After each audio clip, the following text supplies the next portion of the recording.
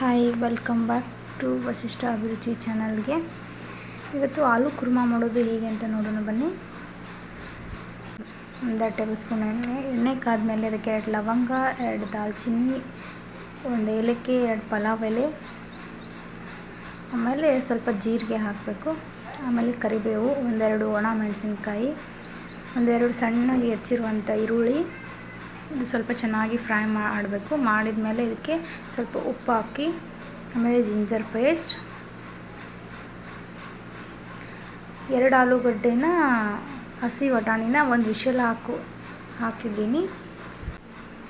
ಇದು ರುಬ್ಬಿರುವಂಥ ಹಸಿ ಕೊಬ್ಬರಿ, ಸಣ್ಣಗೆ ರುಬ್ಬಿರಬೇಕು. ಆ ಕೊಬ್ಬರಿನ ಇದಕ್ಕೆ ಸೇರಿಸಿ 1-2 ನಿಮಿಷ ಇದನ್ನು ಚೆನ್ನಾಗಿ ಹಸಿ ವಾಸನೆ ಹೋಗೋವರೆಗೂ ಫ್ರೈ ಮಾಡಿ, ಇದಕ್ಕೆ ಸ್ವಲ್ಪ ಅರಿಶಿಣ, ರುಚಿಗೆ ತಕ್ಕಷ್ಟು ಖಾರ,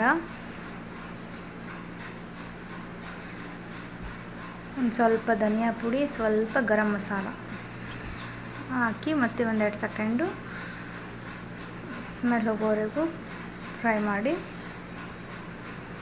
ಆಮೇಲೆ 1 ಟೇಬಲ್ ಸ್ಪೂನ್ ಮೊಸರು, ಆಮೇಲೆ 1-2 ಆಲೂಗಡ್ಡೆನ ಕುದಿಸಿಟ್ಟಿದ್ದೀನಿ. ಆಲೂಗಡ್ಡೆ ಮತ್ತು ಹಸಿ ಬಟಾಣಿ 1 ವಿಷಲ್ ಆಗೋವರೆಗೂ ಅದನ್ನ ಸ್ವಲ್ಪ ಅರ್ಧಂಬರ್ಧ ಸ್ಮ್ಯಾಶ್ ಮಾಡಿ ಅದಕ್ಕೆ ಸೇರಿಸಿ